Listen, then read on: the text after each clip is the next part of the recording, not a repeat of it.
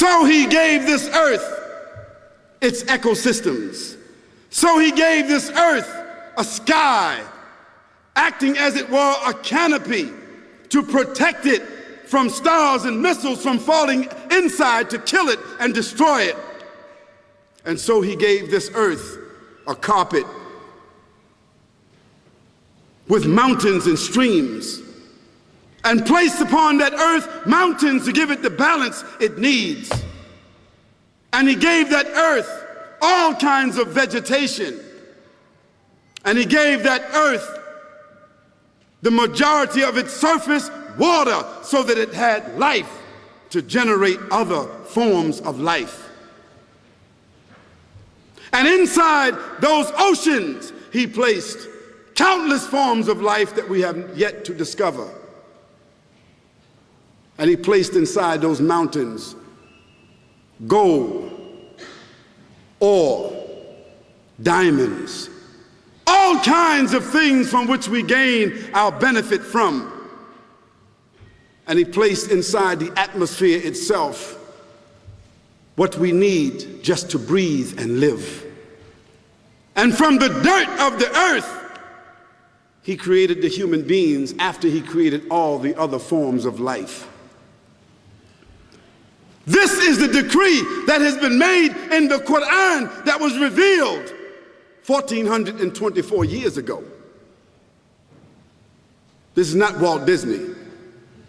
This is not Steven Spielberg.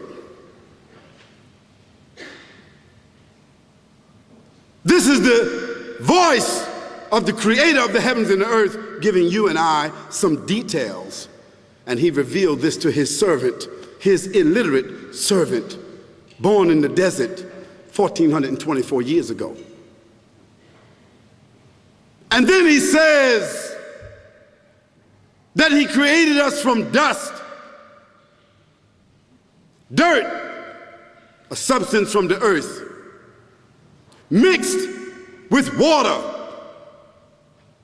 In one place he calls it nutfa.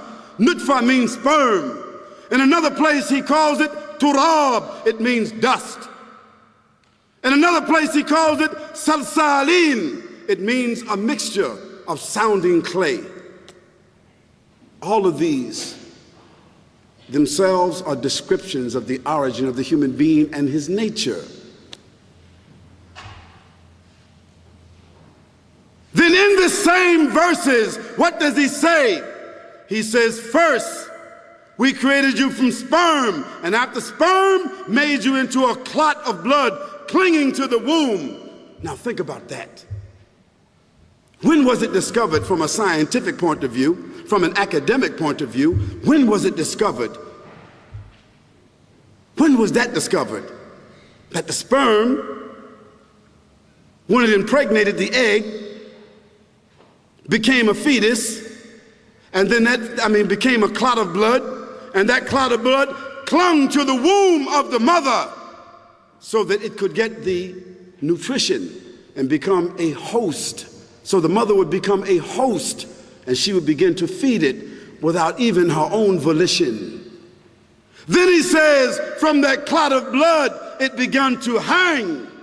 And now we know from scientific filming, scientific documentation, that the sperm swims, millions of sperm, and only one hits that egg.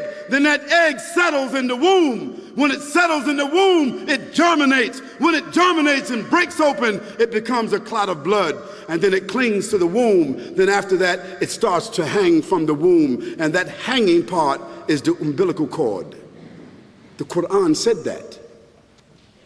Then he says, from that hanging clot, then we make into it a fetus. Now we know that 9 weeks into pregnancy, the fetus is there. The fetus, what is it? It's the brain. It's the spinal cord. It's the part of the human being that gives it all the senses and its identity. Then we know at 21 weeks, it's a fully grown embryo.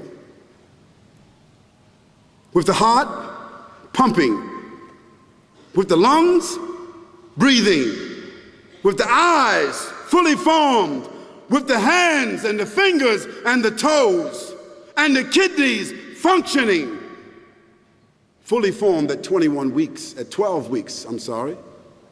12 weeks, fully formed. Then he says, then we clothe that fetus with skin. Go to the scientific manuals and see what this process has been discovered, if it is not accurate. And then he says, after that we clothe it, then after that we bring it forward as another creature. So it comes forward as a child. Because as a child, now it has its own personality. It is given its own spirit. It is given its own designation. It comes forward. It is named a child, a human with its own name and identity. This is what the Quran says, 1424 years ago, our beginning. Then he says, after some time, you will die. A fact. No maybe, not some of you, not the poorest of you, not the weakest of you, but all of you will come through this process and then you will die.